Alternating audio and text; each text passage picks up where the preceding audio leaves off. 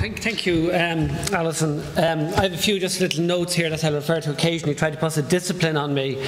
I'm afraid I'm not disciplined when I'm talking about public service reform because it's something I feel passionately about, and that's the only reason I am here.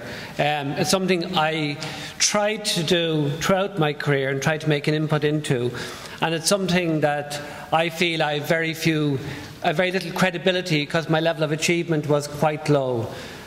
And I believe we as a society have failed in a significant fashion to use what we like to call our sovereignty to take the decisions necessary to transform our society. I think we did loads of things well over time. I think we've been a smashing country and we've done great things to grow and to transform our society. But the area of public service reform has been passionate to my heart, and I know whenever I talked about this at dinner parties or wherever I was, I got glazed eyes and says, oh God, here he goes again, because it's a dull and boring topic to a certain extent. Because even the language set doesn't sound good. I was on the implementation group of the Strategic Management Initiative. You know, we had a group that sat for 8 to 10 years talking about these issues, and we achieved very, very little. I very much welcomed the fact that the Taoiseach brought in the OECD to try to give an independent review of where we were and where we might go to. I think that Edwin has done us a great service today, and his team in the OECD did us a great service in the work that they did when they came here. And I was part of the group that was meant to look at how we might implement the reforms of it. And the work is still continuing, but we see, I believe, scant outputs. So I look maybe through my course of the discussion today about some of the things that might have caused these scant achievements. I'd like to look at it maybe from 3 dimensions. And I said this is the anorex stuff now, so I apologise to you. I'm not sure what the level of interest in some of these things is, but like outputs, not inputs, is one of the core issues I think that we should be discussing. I think we should be discussing responsibility and accountability. And I'd like us as a people to talk about ambition, because I think that we in the past have been ambitious for our people and for our country, and I think we need to reinstil that ambition. And I talk about public service, not about public servants, because I think that we frequently get caught up into these little sort of cubby holes. Like I am or was a civil servant. I'm involved in many public service bodies. I'm involved in voluntary bodies that provide public service, and I'm also involved in for-profit bodies that deliver services to people and charge money and make a healthy profit on it. And the funny thing is, most of the people I work with are the same. They're not sort of different classes wearing different labels on their back. Most people actually want to do a good job. They want to make a material difference wherever they're working. They want to have an impact. Most people want to get a bit of money for the impact they have, but not everybody, because they can be rewarded in different ways. And most people want to be respected, and they want to go home to their families and say, do you know what we did today, whatever that is? So I think that if we understand that most people are us, and we are the staff, that we might start developing sort of understandings about how we better manage the work that we do. Today, a lot of the debate is, and sometimes this is done prompted by media because there's a lot of prurient interest in it, and sometimes it's a very good political device to distract attention away from the really important things. But an awful lot of today's debate about the public service is centring around what I consider to be inputs. We talk about whether or not somebody should be getting that obscene level of pay and that obscene bonus. And that becomes a huge issue. Now, I think that determining pay levels is important, and having reward structures or not is important. But like we had a big debate there recently, and I don't know the details. So this is me as sort of a guy sitting up in a pub nearly reading the paper, a comment. We brought in somebody to help build Terminal 2 in Dublin. There was a Terminal 5 built in London, and they had enormous problems with it. It cost a lot more than ours, and they spent a fortune trying to fix the problems that were created by it. Now, we don't discuss significantly, we don't have a huge furore about whether or not Terminal 2 is operating correctly, whether or not we should have spent the 700 million working on it.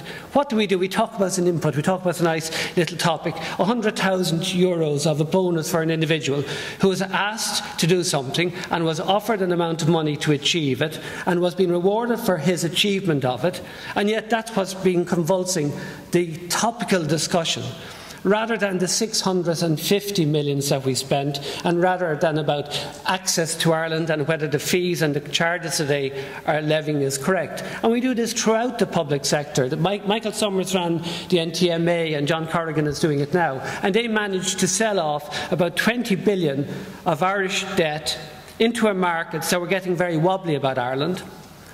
And that was a huge amount of money got at fairly low interest rates, probably cheaper than we're currently borrowing today. And yet the debate again was significantly about the narrow piece of their salary. Now, I'm a football supporter. I support many different codes: hurling, football, soccer, whatever, Leinster rugby or Irish rugby.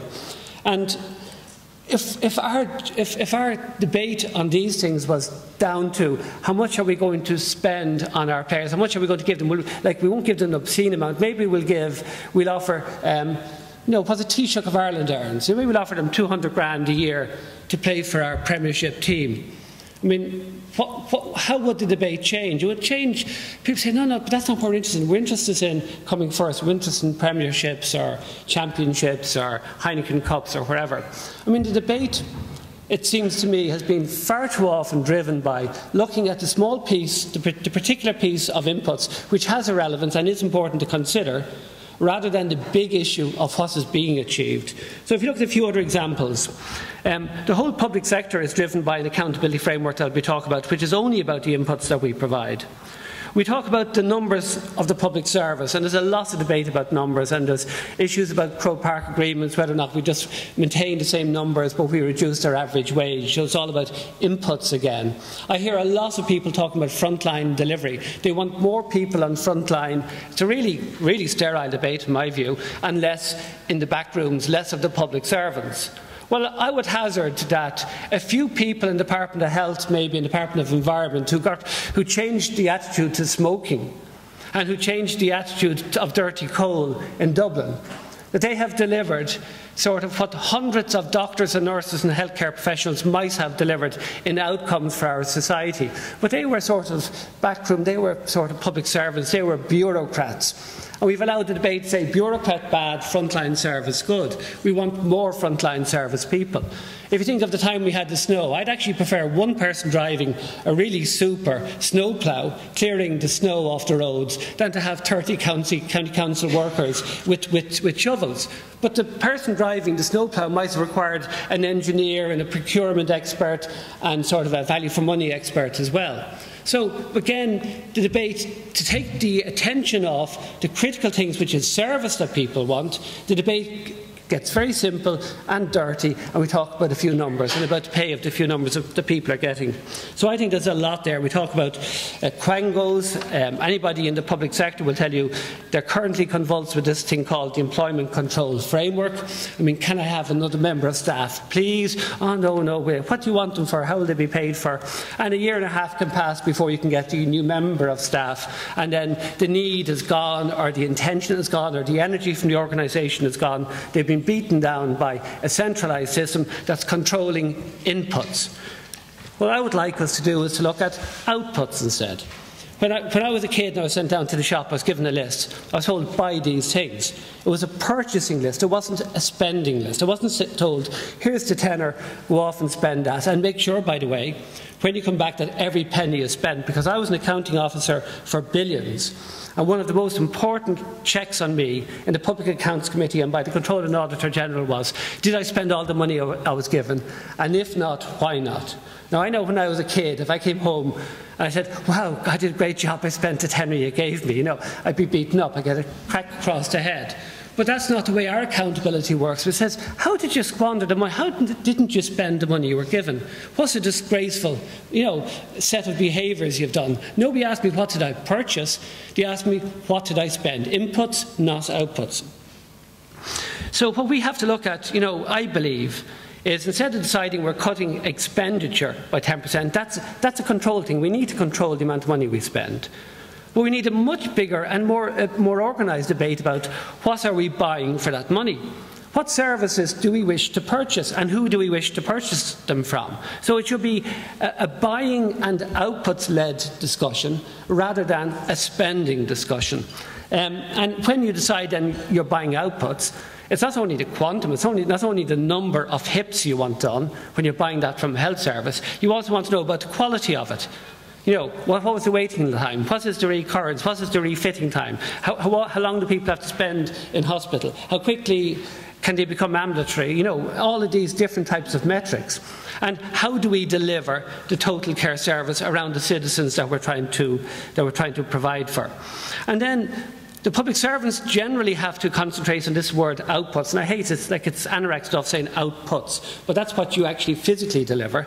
And then there is the issue of outcomes. What's the impact of your outputs? So you might be working, as I used the analogy earlier, or the example earlier on, you might be worried about emphysema and sort of certain types of lung disease, and your outputs might be more and more levels of care and home care.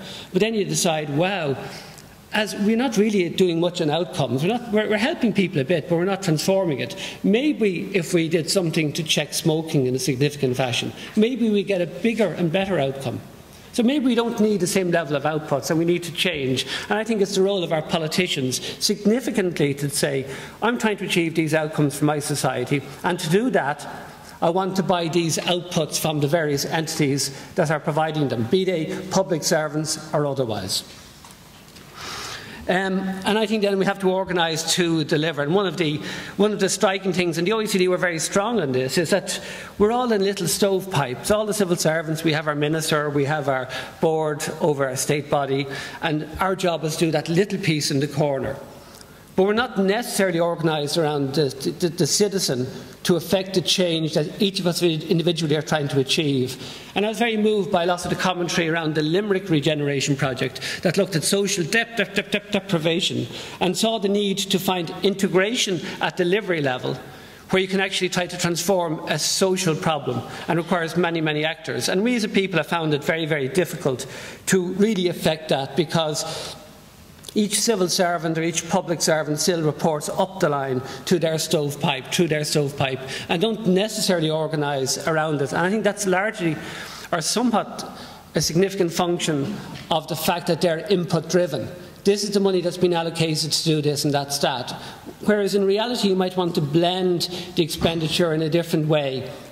I don't mean a different way on a yearly basis, but sometimes in a different way on a daily basis. Maybe the care you need for that family is slightly different, and we really need to take money out of this pot instead of that pot. But if you're input driven, you don't have the flexibility to do that.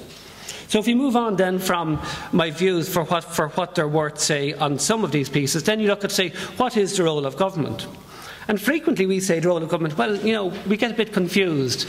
Once upon a time, and some people around here might still remember, it was the role of government to give you a phone. So if I know TDs, and they said that when they were young, when they were early on as a TD, they spent an awful lot of time in their clinics talking to people about getting a landline. That was a big issue. You know, into constituency clinics, people hustled for a landline. Now I have 3G and Vodafone and other people hustling me to buy a phone. So was it government's job to provide a phone? Well, we had loads of, and they were civil servants then originally. It was the Department of Post and Telegraph. We had loads of civil servants who believed it was their job to provide phones. And then we make a semi-state of it, so it's a slightly different form of government that we decide we need. And then in 2000, Eircom was slowly privatised off, and loads of people lost a load of money because they bought the shares when it was launched. And today now, nobody talks about it being a public service. It's a service the public buy, but it's not a publicly provided service. It's not provided by government. Government have a couple of public servants who look at the operation of the marketplace. And if you look at then the change from government to non-government, I think it's very instructive. There's nearly half the number of people working in Eircom today than worked in 2000 when they were starting the privatisation piece.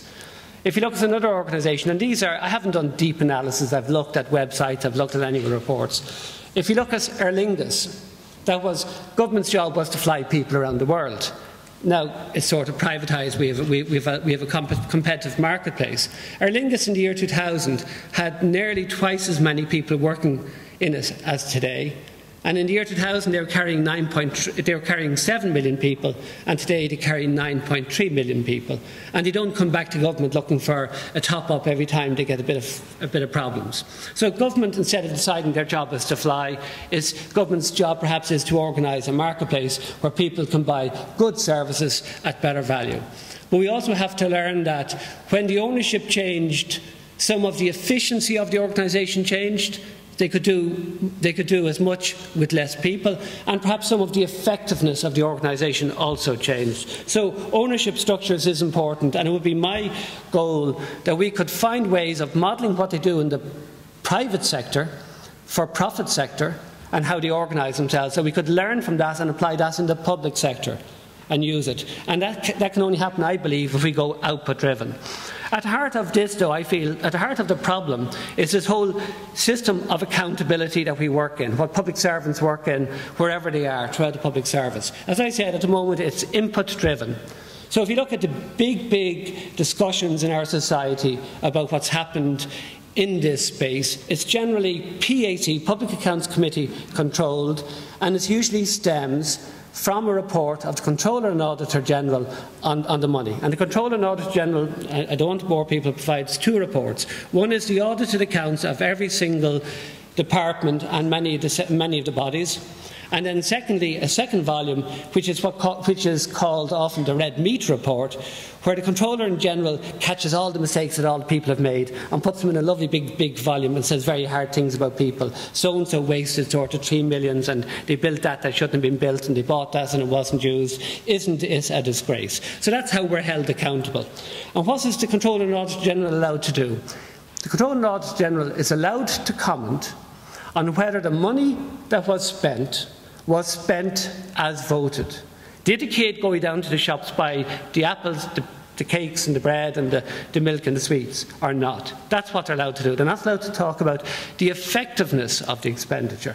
So the whole emphasis from our accountability framework, and for me as an accounting officer, was to ensure not that we generated jobs or did a community employment scheme, GRACE or whatever.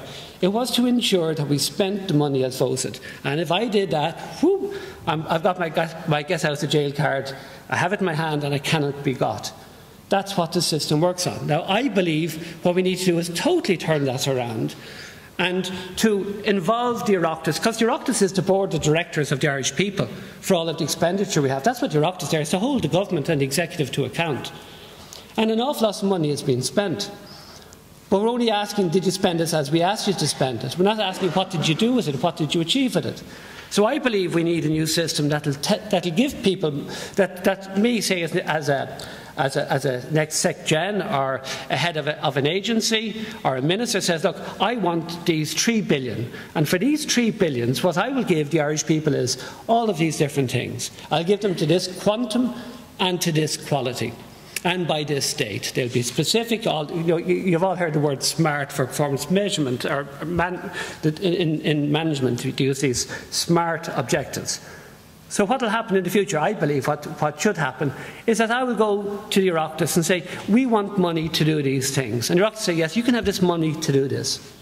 And at the end of the year, I'll have to produce a report and says, what did I do with the money? What did I achieve? How did I achieve against what I was asked to do? And I believe the CNAG, with new skill sets and new people, should come along and audit my report. And then I should have to go back to the Oireachtas, and not necessarily to the PAC, but maybe make every committee of the Oireachtas an equivalent to a PAC. And the committee that would know my department well and says, look, we passed 3 pieces of legislation, we've given you $1 billion for the training, for vocational training, and look, the reality is there's still loads of people, there's loads of problems. There aren't enough people in the automotive industry. We've had to close down a factory because they couldn't have the skill sets. The things that you promised us, you only delivered half them. I should, and therefore what will I do during the whole year? I will concentrate on delivering things to the citizen, or whoever I've been asked to deliver them for, rather than on minding the pennies. Minding the pennies is an absolute. You have to spend within you should have to spend within a meta, as the OECD would say, a meta framework. So I'm given $1 billion, that's all I have to spend. If I spend any more, I should get a pink slip and be told to go home and never be seen again. But that isn't enough. I don't want just my public servants just spending the money they were given. I want to be able to deliver the products that I want in the quality and the quantum that's been asked for. And I will do that if I'm being held account for that.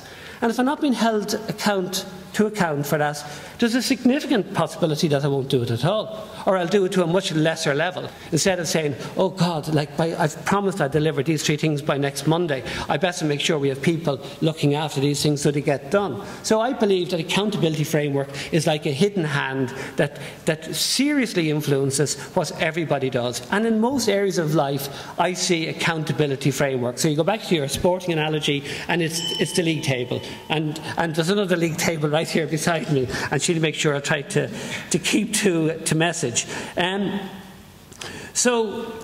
I think one of these things it does by emphasising too much the inputs, that people then say, oh, I don't have enough inputs to do what I should do.